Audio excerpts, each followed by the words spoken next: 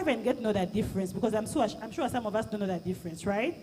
So we'll be doing that later today with our panelist speakers, but also we encourage participation of our guests in the audience today. So feel free, this is a conversation for all of us, because we all contribute to the media industry one way or the other. So we'll be, just for brief understanding of us all, we'll have different sessions, but we'll be focusing on the connection between mis and disinformation and how that can help us strengthen media viability in our country. We'll also be understanding the significance and impact of fact-checking and media literacy on today's evolving landscape, so that anyone out there that wants to grow in this field is able to know how it works and why they should do it. We'll also be looking at mis and disinformation and how we can use media literacy and fact-checking to combat it. So without further ado, I would like to welcome us all. Thank you so much for creating time to be here today. I hope that this is an exciting conversation for us all. I hope we get to take away certain areas and things that we can be able to work with as different people that contribute to the media industry. But also, don't forget to have fun. So as I conclude, enjoy your stay. And on behalf of the entire team of partners and my colleagues here, the staff at MCI, we are happy to welcome you for the Media Viability Talks 2024 and the last event of the US Mission in Uganda partnership with MCI and the bank. So thank you so much, enjoy your stay, and we'll have the band take it on from here. Thank you. My colleague will be here, that is Mahoro. I think before the band takes it on, allow me to welcome our partner to give remarks, and that's Lindsay Spector. She's right here. An incredible partner. They do phenomenal work, and we are very, very grateful for everything that we've been able to accomplish with them. And thank you all for joining to talk about this incredibly important topic. I think you all know it impacts our daily lives. It impacts everyone around the world. Disinformation and misinformation has been on the rise ever since the internet began, or the rise of social media platforms. There's a saying, I don't know if anyone has heard, that a lie can travel all the way around the world while the truth is putting on its shoes. So lies spread quickly, and we need to work together to do everything we can to combat disinformation and misinformation. Obviously, a free and independent press is essential for democracy, right? So that people have the information that they need to live healthy lives, to stay safe. You know, the United States provides nearly $1 billion in assistance every year to Uganda, and the largest component of that assistance is in health. And if people have the wrong information about health, that can cost people their lives, right? Right now, the United States is partnering with Ugandan partners to combat the spread of Mpox. And it's essential for us to focus on not just getting health workers what they need and getting medical equipment to those who need it, but getting information out there to the affected populations so they know what they can do to protect themselves from Mpox. So we're doing this work every day. You know, not just me and my colleagues who focus on communications, but our colleagues across U.S. Embassy Kampala are constantly monitoring for what are the falsehoods out there. What is the disinformation? What is the misinformation? What can we do to put out the right facts so that people know how to protect themselves? Where is the nearest hospital that they can rely on for the care that they need? As just one example of the type of communication, reliable, trustworthy news that we are trying to get out into the public. And of course, you all, as journalists, are our partners in doing that work. So media literacy is incredibly important so that when people are receiving this information, we want people to think critically about what they're seeing in the news, what they're seeing on social media, what is the source, where is the information coming from, and should they trust that source. Obviously, in recent years, trust in media has declined, trust in institutions has declined, and I think part of that is because things spread on social media because people trust their friends, right? So if my friend shares something on social media, I trust that it's true because I trust my friend, right? And so I think that's part of why disinformation, misinformation spreads so quickly, is that one person sharing it with their friends can cause it to have this massive ripple effect and snowball into everyone believing a lie as truth. So when I think about countering disinformation, I think about addressing the consumers of information, the distributors, and the producers or the creators of disinformation. So when you're talking about the consumers of information, we need to focus on media literacy, right? What I just talked about. When we're talking about the potential distributors of correct information or disinformation, that's all of us, right? All of us have the potential to accidentally share false information, which is why we need to all hold ourselves accountable for what we are sharing. Are we doing our fact-checking not just as part of our work, but in our personal lives, right? Are we questioning things that our friends are sharing on social media, right? Disinformation is pervasive. So unfortunately, it's a full-time job to be questioning the information we're receiving and fact-checking information. Again, not just officially, professionally, but also personally, right? Quick show of hands, has anyone had a family member share something with you on WhatsApp that was not true? Not many of you. All of your family members are giving you perfectly correct information all the time. Yes? No? Maybe? It's on all of us to, again, correct the narratives, tell our friends, tell our family where they can go for correct, accurate information. It's a daily challenge. So we appreciate all the work that we know you're already doing in that space. And I'm very excited to learn more from you today about how we can better support your work. So, like I said, I look at the consumers of information, the distributors of information, and then the producers or the creators of potential disinformation.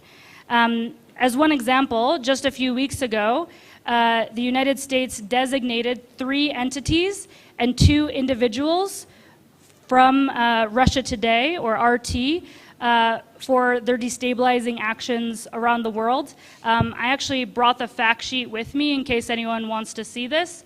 But the United States is trying to play our part in addressing the producers of disinformation. So we designated 3 entities and 2 individuals for their work. So basically, members of the media, members of RT, which prepares of disinformation. So it's a difficult challenge. The United States does not have it all figured out. We don't have all the answers, right? If anyone has been following the news around the US election, we're worried about foreign interference as well.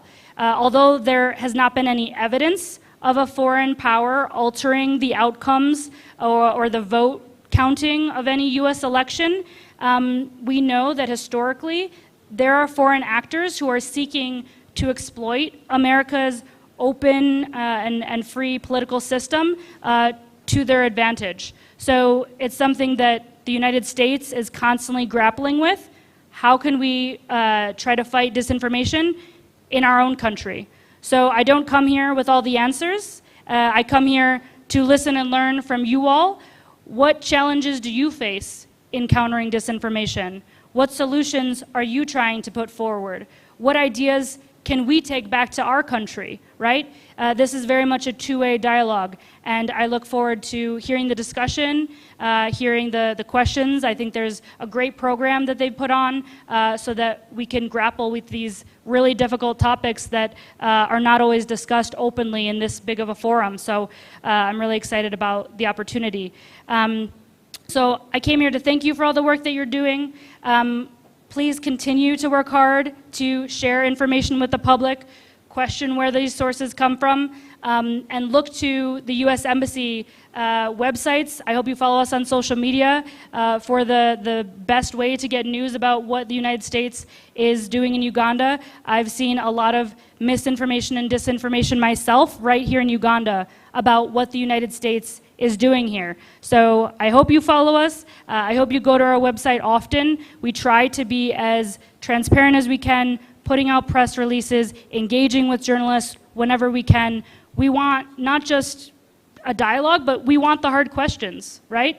Because we want to give you answers to get information to the public as much as possible so that people know that we are proud of what the United States has done in partnership with the Ugandan people over the last 60 plus years in the US-Ugandan partnership. So we appreciate your work every single day. I know it's difficult. I know your work is challenging. So please know that you have an ally and an advocate in us at the US mission here in Uganda. And thank you for your time. I look forward to the conversation.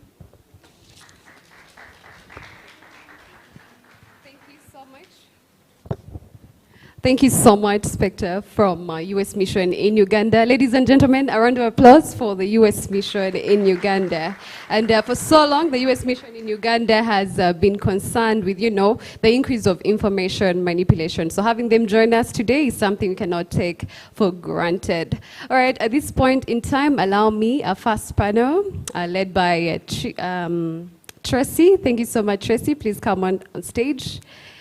Twinebella. Huge round of applause for our lovely host initiative. It is a beautiful day, and what better way to start this conversation off by understanding the significance of what misinformation and disinformation does, not just to the media organizations, but even to our own networks. So, ladies and gentlemen, to help us understand this conversation better, is no better team suited for this, no better individuals other than the team from Debunk Media Initiative itself. Put your hands together for Mr. Chiyimba Regan, co-founder and award-winning fact-checker right there. He will be joining us on the first panel right here.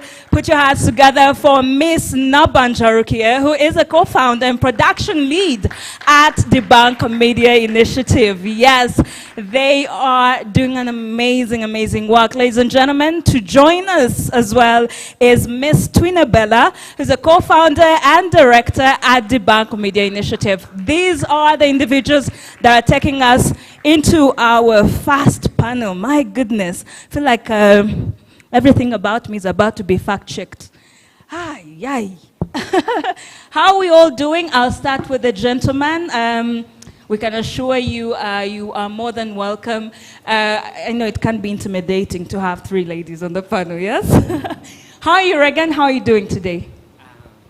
Hello? Okay, I think we're good. Yes. How are we doing today? I'm good, and I'm so excited to be here. Absolutely.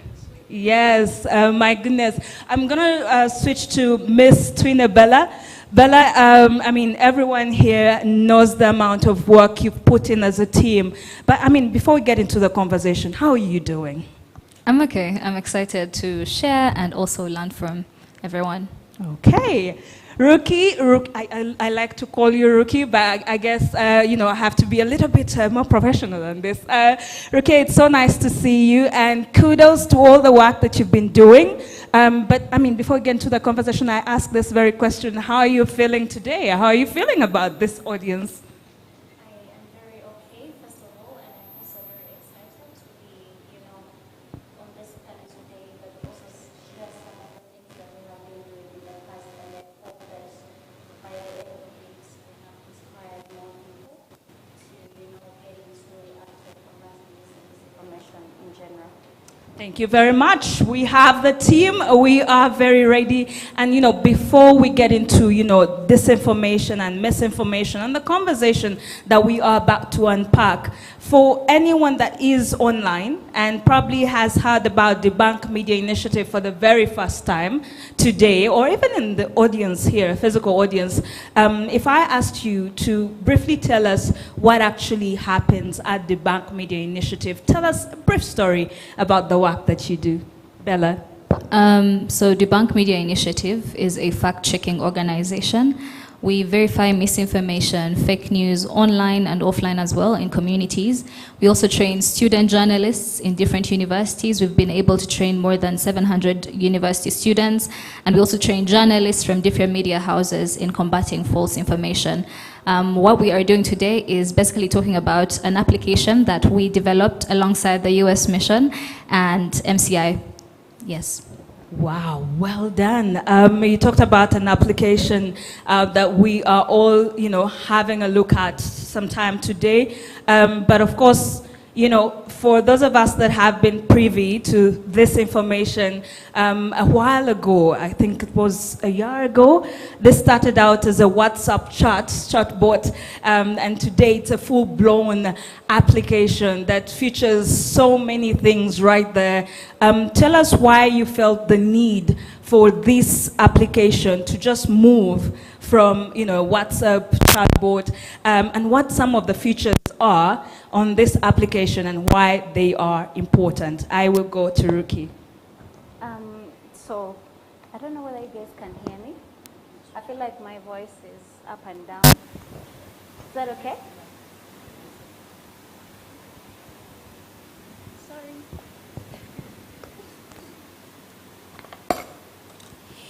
Yeah, like Tracy has said, we began leveraging AI, artificial intelligence, back then in 2021 when we won our very first grant to work with the Digital Human Rights Lab and Startup Africa. I think it was the most exciting time of our journey as the bank, and we were very young, fresh from the university, and we have a dream. And then we have people who actually believe us and are willing to work with us to make sure that it actualizes. So we started with a chatbot. In fact, it wasn't a chatbot. It was just a WhatsApp number that you could, put in it was our WhatsApp number. So we have people in the back end who are here to respond to any queries that you have, maybe information that you have seen and you are not sure about. We were doing fact checking like real time, all the time and all. So we had I think we had 4 fact checkers who were always there to respond to people's queries through that WhatsApp number. And eventually we decided to take it a little bit a notch higher by incorporating an API version. I think there must have been a system update back in WhatsApp, and there is a way we couldn't be able to continue doing the work we are doing with just using the WhatsApp number itself. So we had to work with our developer and involve an API version of it, which required someone to tag the debunk chatbot, which was you could just say @debunk, verify, and then you put your information there, and then we would see it. I must say we were overwhelmed by the amount of information that came through the chatbot, and 70% of it was fact-checked. We wish we could have done better, but we were a lean team, and the information and the misinformation and disinformation that was coming through this WhatsApp chatbot was quite overwhelming. But we made sure that we responded to the most urgent and the critical ones that always came through in this chatbot. So it's from there that now we are elevating it, still leveraging on AI and saying, why not do an app right now? And an app has more features. It can scrape information or factual information that has been published online, and show you where it got that particular piece of information that you want to verify. And in there are expert Q&A sessions where you ask a question and then you get a response. Some of the features are still in development, and we hope to continue making updates. And part of it is to have as many experts as possible who sign up to always be there and provide the clarification that the people actually need to make sure that they have the right information but also make informed decisions. So later on, I think we are going to be able to see how the app works and many of the features that are out there. I just don't want to preempt that particular part of this evening, yeah, but I think that's it. Thank you so much. I mean, and a round of applause. That's no ordinary work. You are doing amazing. To just start with an idea of a WhatsApp. I mean, we know so many things that start from the WhatsApp group. And we keep laughing about trips that never leave the WhatsApp group. It's a big deal if you start off with debunking in a WhatsApp group to a full-blown application system. Now let's just switch to Mr. Chiimba, a recognized, fully awarded fact checker, to you know, there's no better person to define what misinformation or disinformation is. For those of us that are here, what is disinformation? What is misinformation? Well, thank you so much. So, mis and disinformation, they are both inaccurate information. But what differs is making them is the intent behind it. So misinformation is any information which is shared. So you can see something on WhatsApp and you care about your family. You think about what if it is true, or what if my mom gets to get this disease. So you share it out of a thought, being empathetic, you're caring. But on the other hand, disinformation, someone shares this information when they know what they are doing. It is actually wrong, they know it is false, but they'll share it. They know this photo is manipulated. Perhaps they are the same people who designed it, so they go ahead to share it with the public. So when they know that the intent behind it is to harm or to cause whatever they want, that information, whoever lands on it, to get whatever they want to communicate out of it. So that is mis and dis. Yes.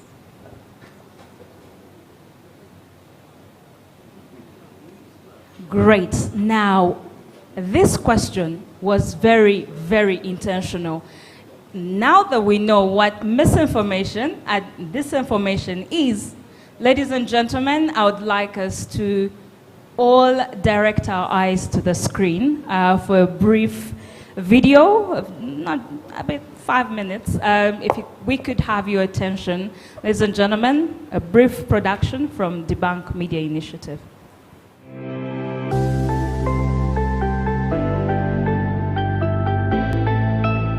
Hey there, fellow social media enthusiasts. I bet you've stumbled upon this post that suggests that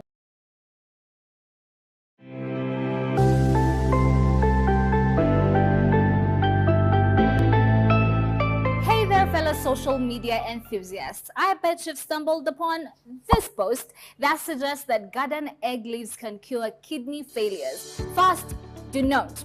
I repeat, do not share it or take it seriously. Why, you ask? Well, the content is misleading and has the potential to cause more harm than good. Clean your kidneys now. Avoid dialysis.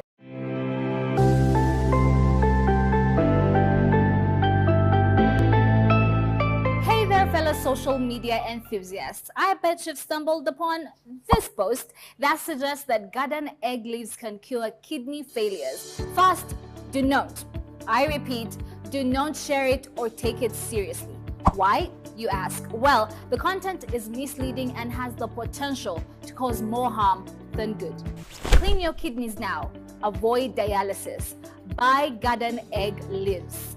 The post boldly reads, ladies and gentlemen, the debunking process, shall we?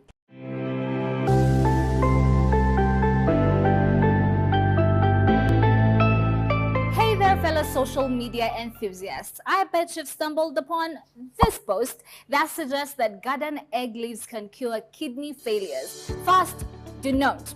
I repeat, do not share it or take it seriously.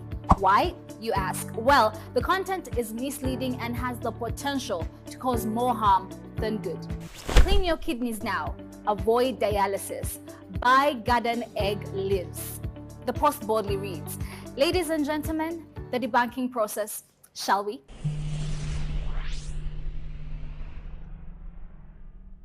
Garden egg, scientifically known as Solanum melongena.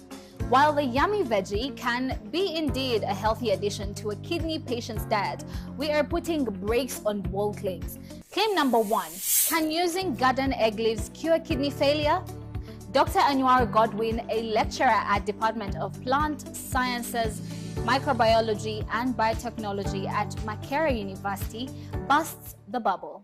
There is actually no scientific evidence to support this claim. So it may be purely what we call anecdotal. There is no scientific evidence to support it.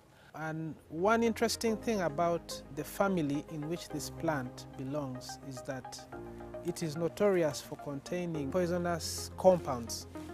One of the poisonous compounds that cuts across this family is called solanine. But the beauty or the advantage is that when we boil, the water destroys the poison. So in most cases, it becomes relatively safe to use as food or as medicine, because many members are used as food and medicine anyway.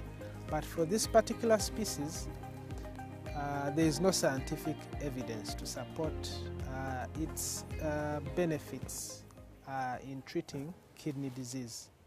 The claim suggests that after taking the formula, check your urine to see diseases and salt leaving the body. Is it true?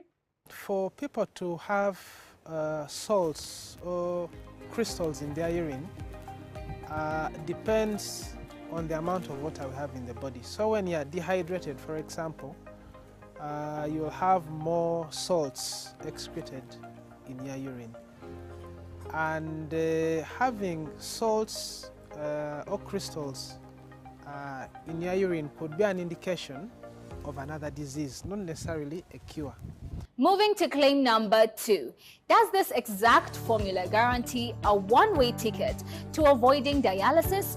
Hold your horses, as we ask one of Uganda's leading kidney specialists, Dr. Ogavu Joseph, to explain to us what dialysis is and what exactly the facts are regarding this claim. So in patients that have kidney disease, we don't only look at their need for dialysis, we also look at the other functions that the kidney is not able to address, and we address them in other ways.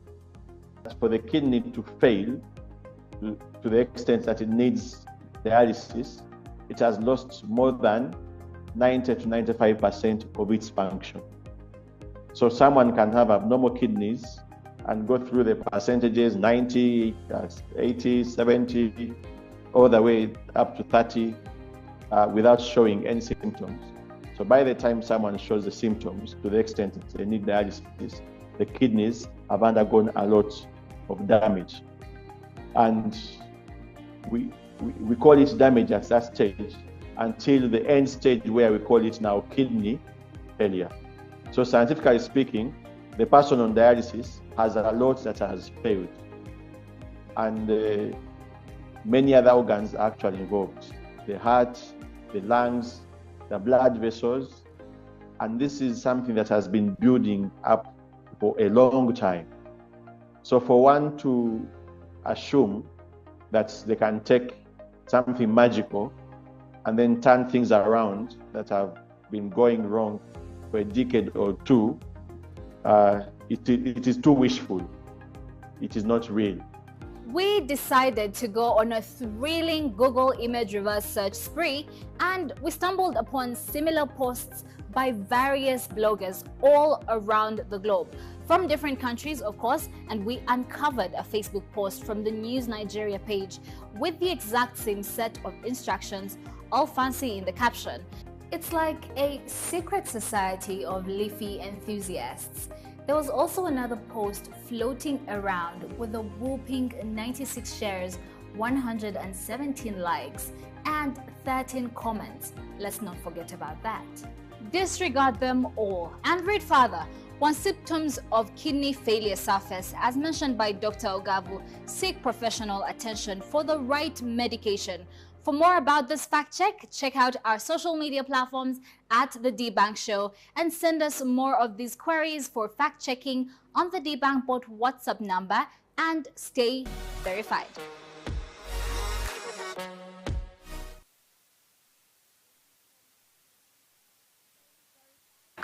The debunk. Of course, now we have a whole application. Ladies and gentlemen, let's give them a huge round of applause. This is no ordinary work that they're doing, and in case you haven't followed them, please make sure you do. I mean, she just mentioned the social media handles. Look out for the Bank Media Initiative. So before we went into this video, we did understand what misinformation is, what disinformation is.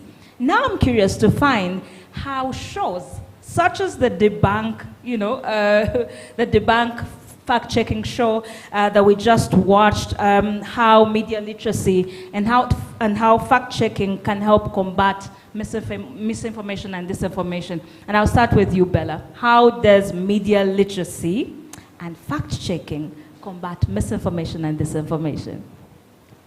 So one of the things that we fall back to as an organization is that we always want to create information that then allows people to make verified, choices, or choices that come from a point of, I'm informed and now I can make this decision because I was informed by Debunk or any other, innovator or fact checker that, informed this individual to make that choice. And so things like media literacy, shows like the Debunk Show, our application, Debunk Information Verifier, are very vital innovations within the media space, especially in this day and age where journalism is growing into clickbait journalism than verified, journalism that drives to create a balance. One of the things that I was keen on asking Ellen Massey, the time when we had, we had a session on US elections, and I was asking her, in the US, there's even the BBC, you see a certain headline and you think that's the actual headline. You read further and it's something totally different. And I was asking her, in regards to the elections, you'll see that one candidate is pushed further than the other, and then when a crisis happens, then another is pushed further than the other. Instead of, as journalists, giving people information, create a balance, and then let people decide.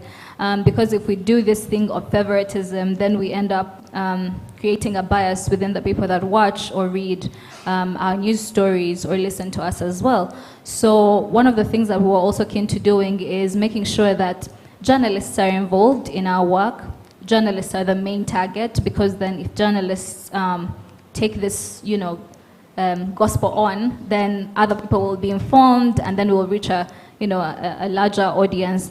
But also, besides the media innovations that we're doing here at MCI or as Debunk or as any other initiative, we also really want to tap into ministries, right? Because the Ministry of Health moves into different communities, probably vaccinating children or people, doing different, activities within different communities.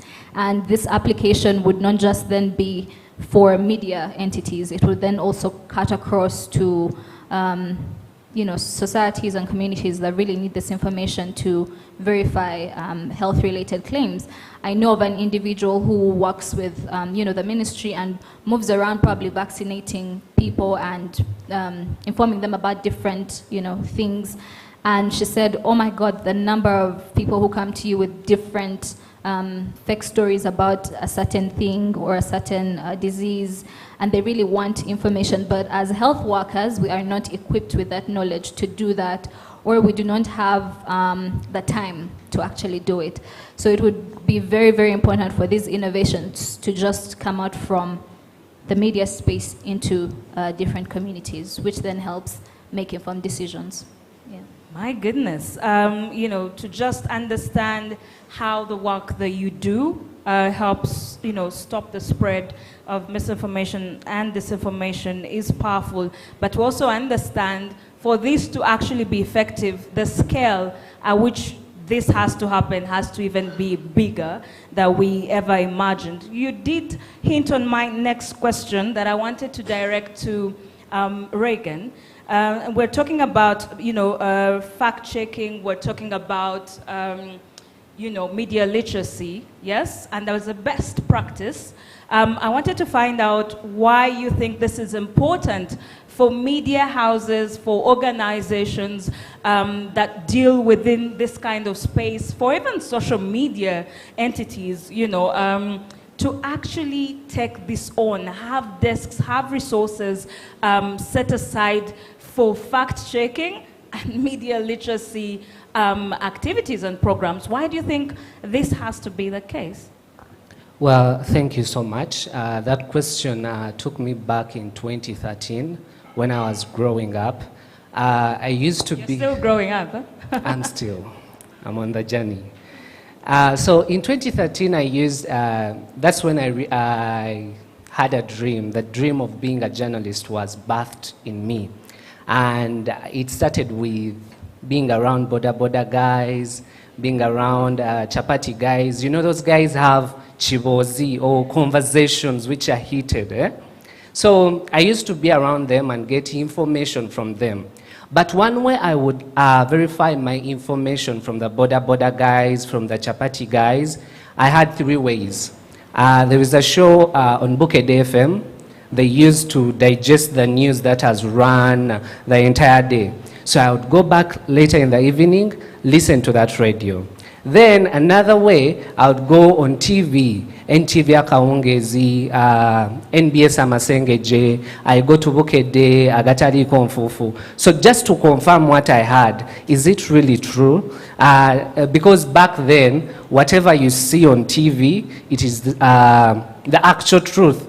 If Bukede say this, then yeah, Museveni is going to do something about it, or whatever that Chibozi was about.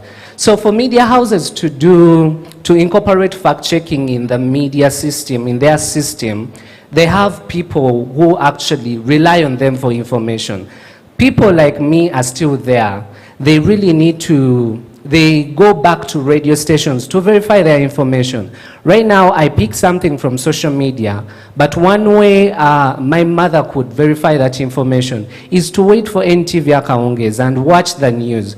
So if they incorporate fact-checking in their system, and they do it, they are doing a good service to these people who actually don't have the expertise I have. As for me, when I see something fake, I can really say this is fake. And I know the system of getting into to verify it. But my mother, my auntie, my jaja deep down in Masaka, they don't know these things. So they rely on radio stations, they rely on the newspapers. They think when the journalists are all-knowing.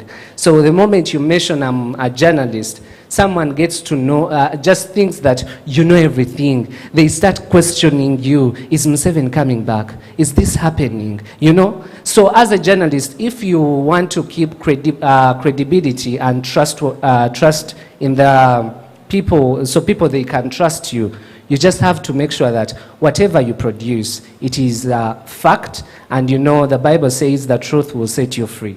So you make sure that you give people facts so that you set them free from whatever deception. Interesting, right there. Now we know how journalism in Reagan's life started. Kudos to that Boda guy. You did well. We have a fact checker, an award-winning journalist, and of course, you know, a debunk, verifying professional right there. So I wanted to find out, you did hint about credibility, and now it brings me to the question of, we are in a space or an era where it's fast versus fast, or fast. You need to deliver fast and fast in order to attract audiences, make money, and all these things. And you know, at the end of it all, they say numbers is how you make money. And of course, we're talking about viability. For viability to happen, we must make money, right? And so you are competing in, you know, media organizations, media entities are competing to sort of have this information out there. So things like fact checking and verifying, we can put it on the side, make sure, you know, the traffic is going our way. And so it brings me to the question of how do we now make sure that the viability that pushes us, you know, to have credibility within our audiences makes money. So my question is, how does fact-checking stories significantly contribute to the trust that you have really answered? Now, how do we make sure that turns out into money? And I'll start with Rukia. How do we make sure this makes financial sense for the newsrooms? Honestly, I think media, or money that comes to the media, the mainstream is advertising, yeah? So besides advertising, of course, there are other media funders, organizations, embassies, government, and all. but they need to first know what is the significance of the work that you are doing. How important is it to the people that you serve, which are your audiences, to say that this is the right place for me to put the money, yeah? So if, for example, like Regan mentioned, NTV, Akaungezi, or there are the other people and many other media houses are incorporating fact-checking actively in their programming, and then there is a certain audience that are actually always there following, then an advertiser might want to say, I want that slot for me to be able to give you money, because then you have the numbers and the people who are always there waiting to know maybe what's the piece of information that has been going around in form of propaganda, political propaganda, for example, in an electoral period, and that now is being verified. Because for what's worth it, there's a lot of false information that happens during crisis, yeah, and electoral periods, and you know, things that people find interesting. And it's within those periods that there's a lot of people who are actually seated there and are perhaps being paid to come down and create certain pieces of misinformation, no, disinformation in this case, yeah? So if, for example, our media house and newsrooms are prioritizing programs that are actually fact-checking and doing the work that verifies these particular pieces of information without necessarily putting it out there as news, then they will be able to make money, yeah? But also, as systems change, as audiences change, our attentions shift away from primetime news, yeah? And I'm not gonna lie to you, I have spent a better half of this year and I've never sat down to watch news. I don't watch news at all. When I go home, I will perhaps switch on my Netflix. Even if I'm not watching, it's there playing. But I'm not watching news, meaning I am not their audience. But I could be on Instagram. I am on Instagram scrolling. I am reading things on Insta. I am watching Insta stories. I am also, other people are on TikTok. So why am I saying that? How about we take the news, the work that we do, to our audiences? As they shift, we shift with them. Still make money out of that. And someone might wonder, how do you make money on any platform that they prefer to have? So that's where we take our work, and that's how we are able to make money out of this particular trade. Powerful insights on how we can make money. And then you talked about, you know, social media, and which I want to ask, when it comes to social media and, you know, mainstream media, how then can we use innovations such as, you know, the debunk information verifier to actually now fact check these stories? Is there a possibility that this wonderful app has the ability to help me, the social media consumer of news, to actually find what's factual and what's not? Yeah? I will ask Bella, who just explained right there. So how do I use me? Because I, just like Rukia, I am not so keen with you know, primetime news. But I actually consume news of X, right? So, but I don't know if what I'm consuming is actually factual or not. Now, how do I use the debunk information verifier? How does a media organization, how does you know, a media entity use an innovation tool such as this one to make sure that us consumers then receive factual stories? So one of the things that we use back end is the large language model. So that encompasses specific topics or research or data that we have collected to inform whatever the app or the bot is responding to the end user.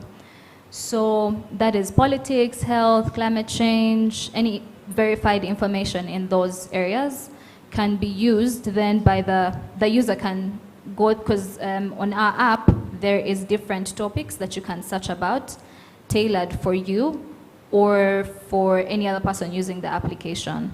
So we also have a CPU that the more that you use the application is the more that it will tailor that specific information you're asking about towards you. So we are solving a problem of the infodemic, because you're always watching, always scrolling, always. So our minds are in this system of we don't take a minute to breathe, to let go of our social media, to just get specific information that we need, and then whatever we don't need, we discard. So the application has this system where the more you ask about probably a certain politician, or the more you ask about kidney failure, or the more you ask, so it's going to now start giving you notifications about that specific topic, and it won't take you through the other clutter. Yeah, all the other clutter. It won't do that. So that's one. I think users can do that constantly, because the more you interact with it, the more it grows, the more it learns your language, and then the more it, you know. But also we want to mention, of course, wherever there is such solutions, there's a loop, right? So our loop is we need human integration, right? So there's AI and then there's human integration, because you can't solely rely on AI to verify your information.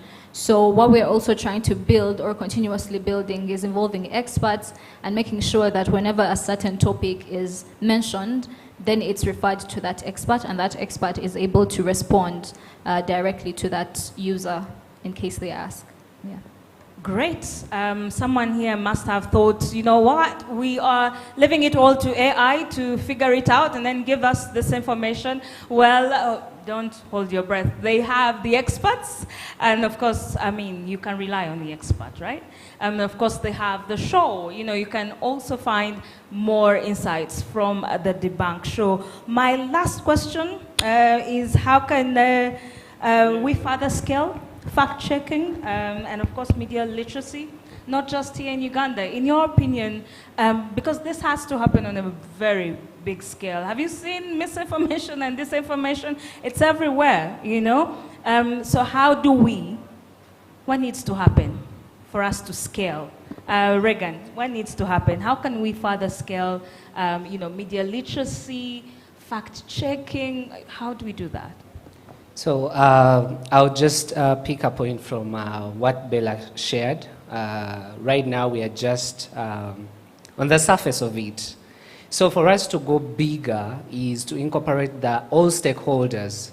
So she mentioned the ministries, the government at large. We need to be in harmony with them so that we scale it. There are very many programs run by government. So if fact-checking is incorporated and also media literacy is also incorporated in that, we get to tap into a bigger audience. And on the other hand, other media houses also, they need to get into it, and also we bring it, because there are still people who rely on media, the mainstream media. So if we incorporate it in the mainstream media, having, just like Rukia said, having shows which are not all about entertainment, but you have informative shows, not about politics only, but you're scaling, you're looking at the bigger society and all the issues in the society, and you're feeding them information. And on the other hand, it will be young people innovating. We need to read more and innovate every day, because every day it is a new day for us to receive new mercies. I wanted to mention the Bible, but I won't go there. So you need to innovate, because there are new problems every day, so there are supposed to be new solutions. So each problem has to be tackled in a different way. So if you leave TikTok Lugambo, and have time for you to innovate on something new and come up with something new for a particular problem, you're helping us as people who are putting this out. You're giving us platforms, you're giving us information, you're giving us a new audience. Yeah, so basically from me, that's it. I will ask the same question to Rukia. How can we further scale fact-checking and, of course, you know, debunking? This might come off a bit controversial. not exactly how I want it to come off, but we need people who believe in the innovations. Because for them to start, and if we are calling upon young people to actually innovate for these particular problems, they do not have the money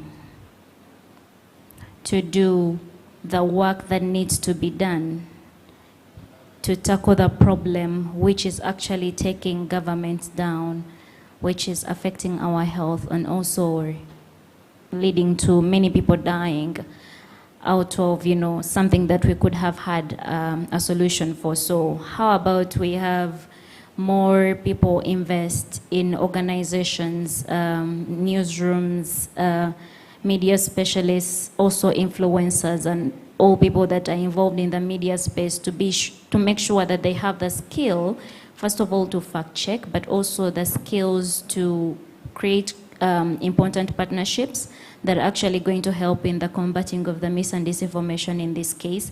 But also, how do we continue to build capacity beyond the upper realm and the people who are elite, what I would call elites. Because for what's worth, journalists and everyone in this room, I would call them an elite, yeah? They are all using the same platforms and all, but then there are also people down there who are actually not on the same platforms that we are, yeah? But they are equally affected by fake information, by false information in many forms. How about we try to find a way to simplify fact-checking and information for those particular people, yeah? How will my mother, who doesn't understand English very well, be able to consume this fact check that we just watched here? And she's the same mom that is sending it to me and my other siblings every other time, yeah? Among the Baganda, there is a saying that says, loosely translates that someone that has ever been bitten by a snake, even when they see a rope or that wire, they will jump because in their head, oh, that's a snake, yeah? So in this case, if someone has had a relative die from kidney failure, yeah, you do not expect them to look at that piece of misinformation with the objectivity that it requires. And perhaps they don't even have the skill to differentiate what's right and what's wrong. They don't have access to the experts like we did here. But how do we also simplify this piece of information for that other person out there, yeah? Because the process shows you how we got to the facts and all. And maybe they are able to know that, oh, for me to, act on this piece of information, I need to speak to person A, person this, and person this. Maybe they don't have access to them.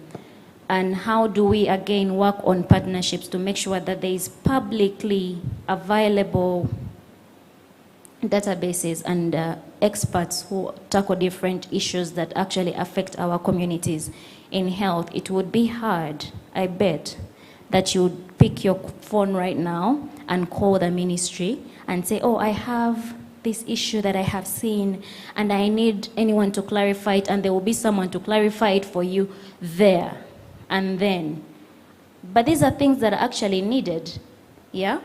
So how about those partnerships come up? How about we have databases of contacts and people who are readily available to respond to people's questions when they encounter pieces of information that they are not sure about and they need fact-checking, yeah?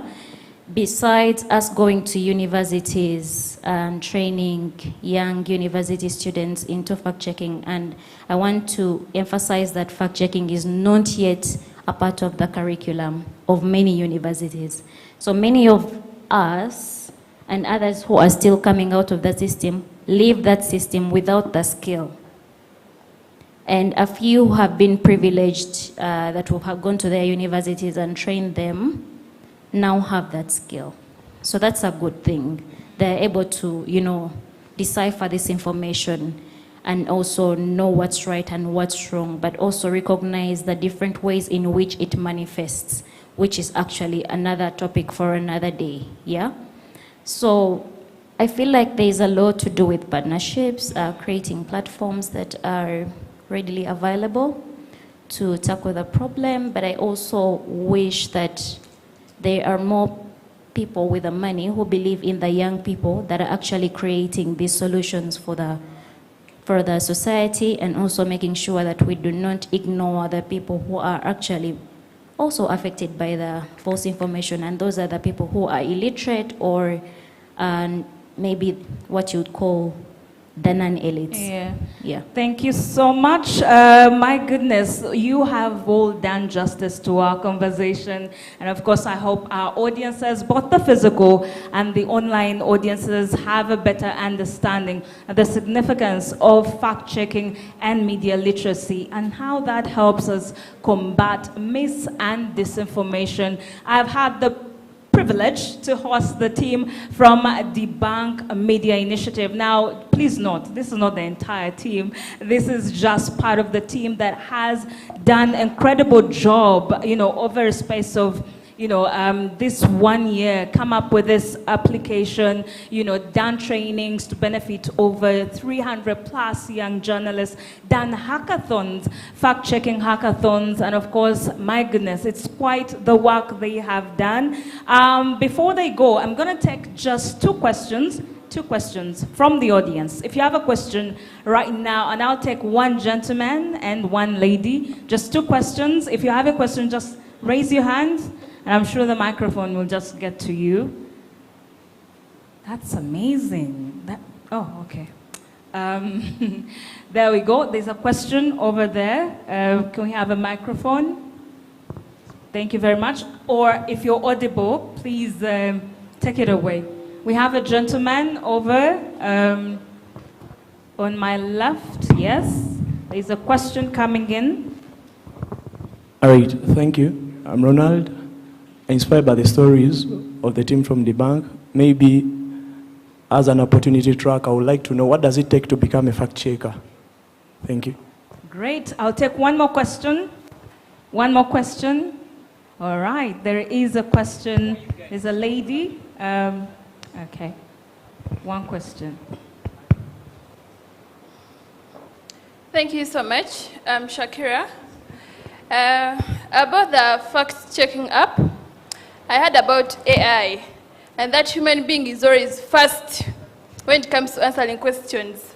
Now, if I say a story maybe on social media, should I go and check immediately? Will I get the answer there and then, or I'll have to first wait? All right, those are two questions. Bella, please answer the question about what it takes to be a fact checker. Or Regan wants to take that. Regan will answer that. Okay, so you can take the one about, if I have a story I've landed on social media. So it's different for different scenarios. So if the story is a recurring story, something that has been mentioned before, and there's a database of that information, of course our AI will scrape through verified pieces of websites that we have incorporated in our large language model. Then it will give you the verified information. But if this story is the first ever, to appear, say for example, if there's an investigation, and probably they're investigating into how certain money was lost, and probably you want to know what a certain individual said is correct, that individual saying those words was the first time that individual said those words during that investigation. So our AI cannot predict whether this individual was lying or was telling the truth. But if this individual said information that can be backed up by data that is already available online, then it's easy for you to just punch in and then probably provide a URL, provide a link to that social media platform that you've used, and then it will get back to you. Yeah. Okay, and Regan, you're going to take the question about what it takes to be a fact checker. Well, thank you so much. Well, just like any other career, you go through a training. At the Debunk Media Initiative, we have a team of certified trainers. Rukia is one of them, and Edgar and I and other members we do train you into the entire concept of fact-checking. You need to understand that what you're doing, what is fact-checking, how does misinformation manifest, you know where to find factual information, and how you get to know that this is a research-based fact, or it is just someone giving an opinion, or it is someone just coming up with a concept of their own. So you go through that training and understand what we do and how we do it, then you are able to do fact-checking. Yes, that's it. Thank you very much, Reagan. Thank you very much, Rukia. Thank you so much, Bella, for making sure we understand the significance of the work that you're doing. And of course, special appreciation to both the physical and the virtual audiences. And of course, if you are joining us across the different social media platforms, don't forget the official hashtag is MCI Talks. Ladies and gentlemen, it has been amazing with this particular, set of panelists. Ladies and gentlemen, a huge round of applause for our panelists as they head back, and allow me to officially welcome back my dear host, Mahoro, to take you through the next session.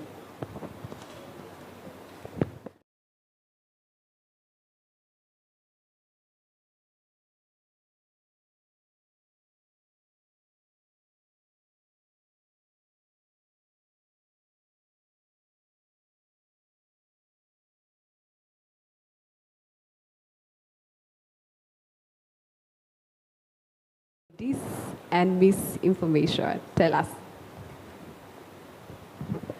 Thank you so much. As an influencer, I will use my platform, of course, after this conversation, and that's why these conversations are very vital. Of course, I already knew about fact-checking, but it's good to go to church, because when you go to church, you reinforce. Now, after this conversation and the reinforcement, I will better use my platform to debunk misinformation, disinformation, because there is a lot, especially on Twitter. And now we are in a season, let me wrap it up, we are in a season of every week, these Gen Zs will come up with a story about leaked nudes of someone. Most times, this is wrong. So I will use my platform, because I have people who believe in me, and debunk that. And the good news is that I'm a student of Debunk Media Initiative. So I actually have a feel, and I know the fact-checking process. So I will directly use my platform to do debunking here. Thank you so much, Ishmael. We're now taking a very, very quick break. But also, while at it, remember to visit the boards behind. And also, the ushers will be having some cards, so they'll be issuing out a few cards. And so when we get back, we'll be answering a few questions. It's a little game. Connections, get to know who your neighbor is, what do they do, where are they coming from, yeah? For now, the band can take it away. Thank you.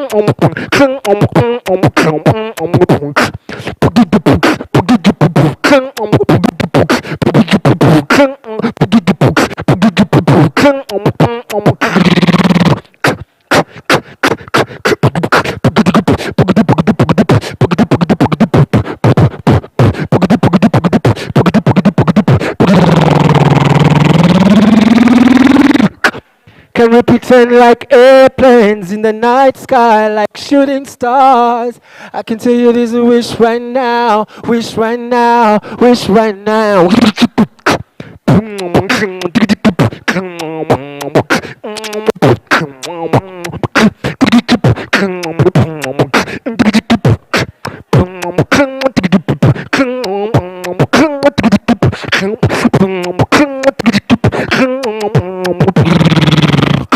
We come too far to give up who we are.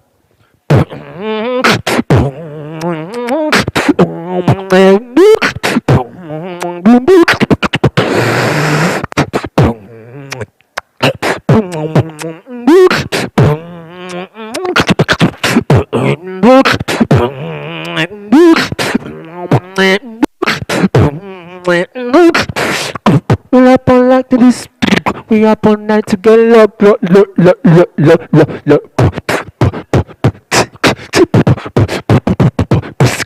Real love. I'm searching for real love. Someone to get my heart free.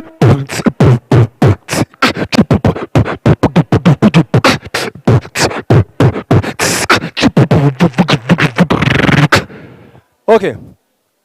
For this next session, I'm going to combine 3 sounds at a go. 3 sounds from one throat. Are we ready, eh? We're going. Beat 1.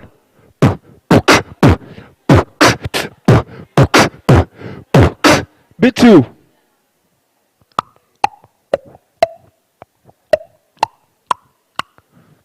Sound 3.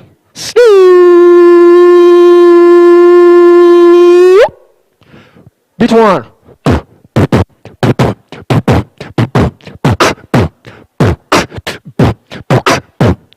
Beat 2.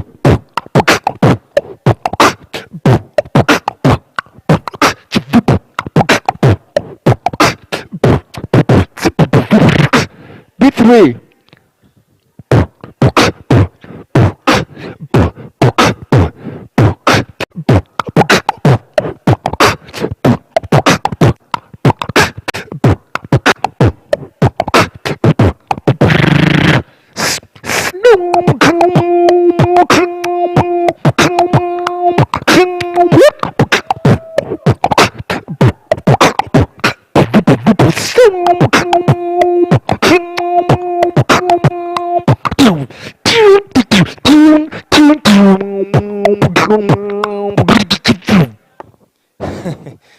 Thank you guys. Chamik Sentongo.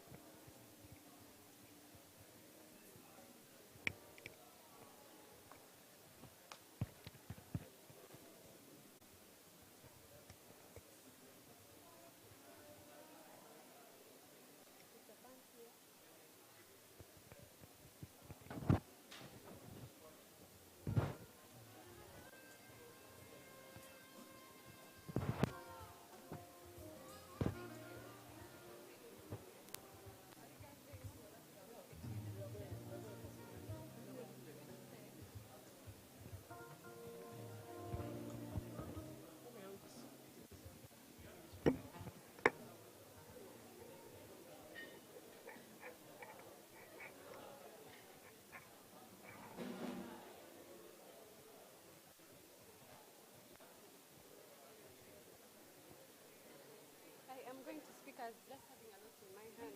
Share from the person next to you. Don't move out to this side.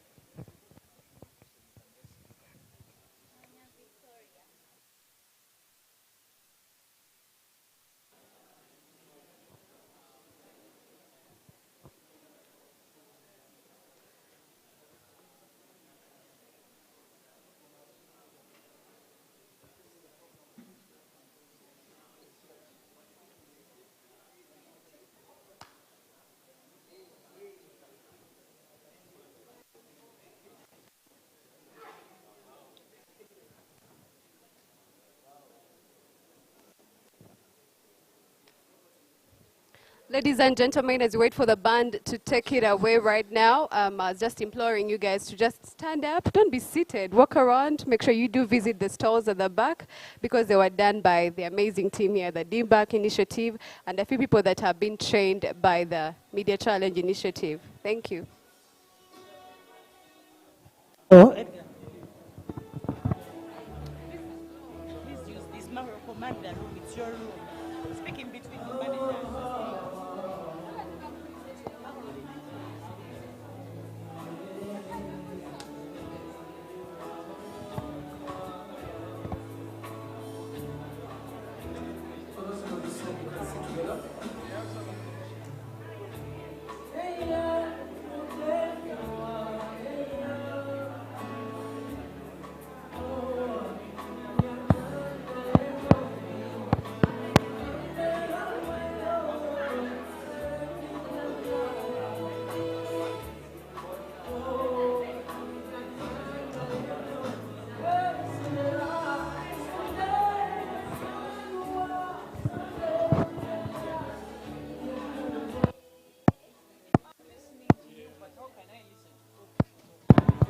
Hi guys. Hi everyone. As we enjoy the band, please let's visit the exhibition stalls now, please. These stories were done by our story grant writers. They were done by our innovators and our very own Debunk Media Initiative.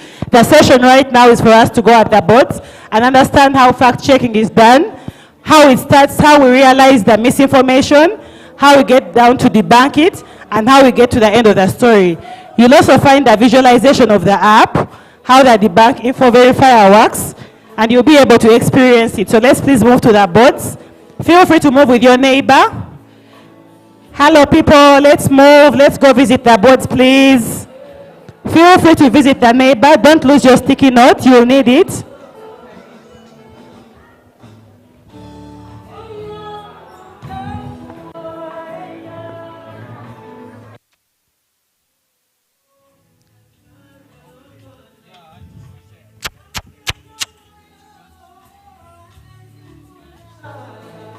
Feel free to ask your neighbor how misinformation works or how they understand it.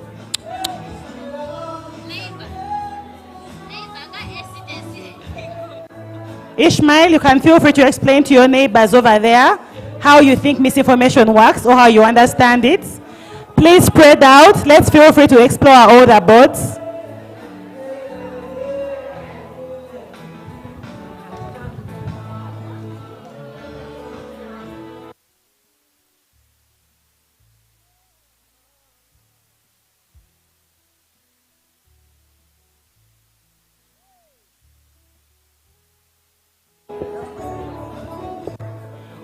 We have 5 minutes. Feel free to take photos of these boards so you can go share back with your communities on how misinformation is done. We have 5 minutes. When it clocks 4, we'll take our seats. Please feel free to take pictures of these boards to share with your communities back home.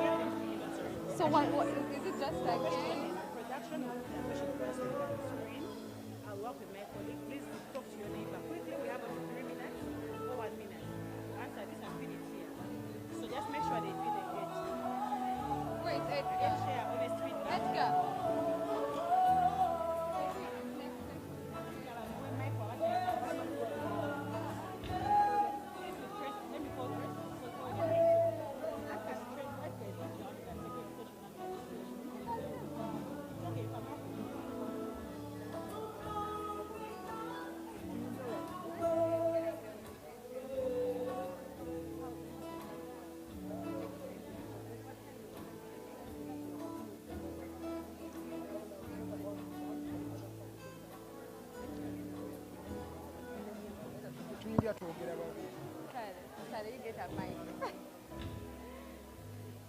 Where is my phone? No, not you, darling. Yeah. Check 1, 2. It's okay.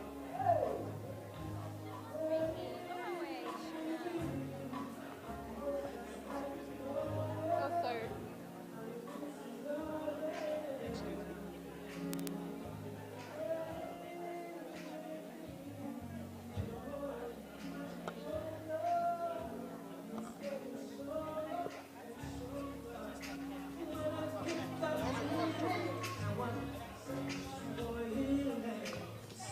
Remember to join the conversation online. Next, we're using the hashtag MCIMV Talks.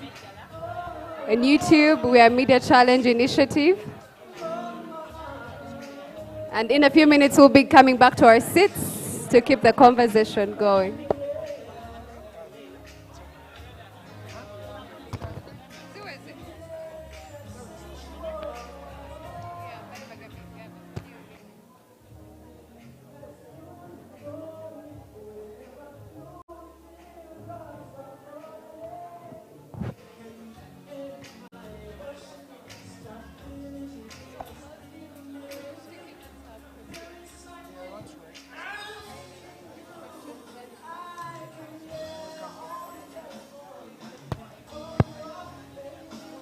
Yeah.